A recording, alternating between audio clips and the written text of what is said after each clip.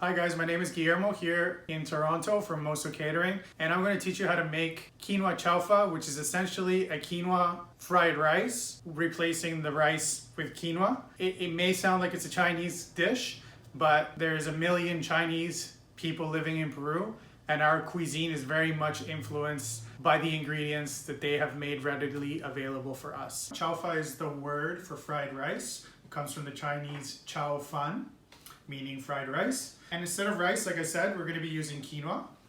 We have vegetable medley here: green beans, carrots, corn, and green peas.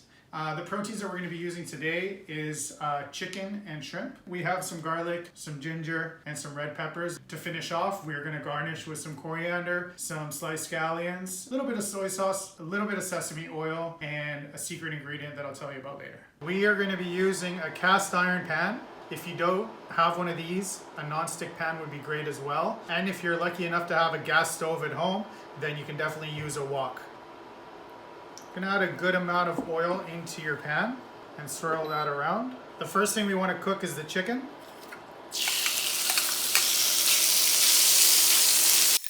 We'll season every step of the way. A little bit of salt, a little bit of pepper.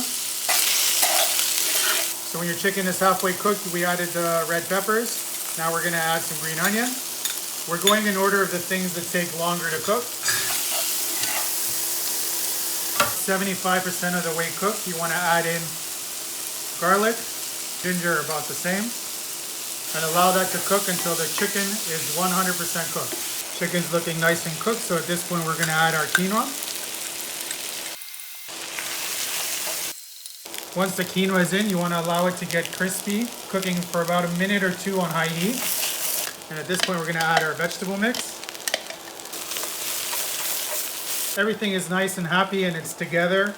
At this point, we're just going to finish the fried rice. A little bit of salt, a little bit of pepper, about a tablespoon of soy sauce,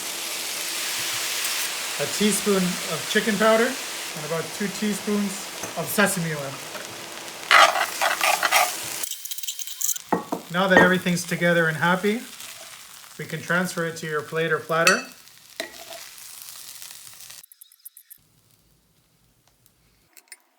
And we're going to make an omelette to finish it off. As traditionally, there is egg inside. So to play on the egg, instead of folding it inside the fried rice, we're going to make a nice little omelette with the shrimp and put it on top. So while the pan heats up, we're gonna work on our shrimp and our egg omelet. So for the shrimp, we just have some peeled deveined tail off, size 31 to 40. We'll put a little bit of salt and a little bit of pepper. We got 3 eggs here that are gonna be for the omelet. Okay, so for the omelet, we're gonna put some oil inside the pan. So when your oil is hot, you wanna add the shrimp. And we're just gonna allow that to cook gently. So when the shrimp is about 80% of the way, we can add our egg to make the omelet.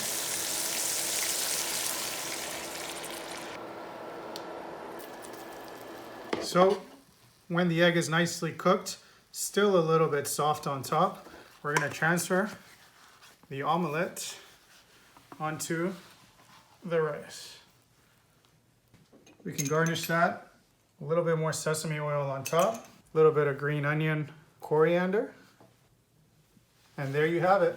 As promised, a quick and simple dish that you can prepare at home. Comes together really fast in about 7 minutes. It's an accurate representation of Peruvian gastronomy, as our DNA is very much formed by the influence in Japanese and Chinese cultures that have over the years migrated to Peru.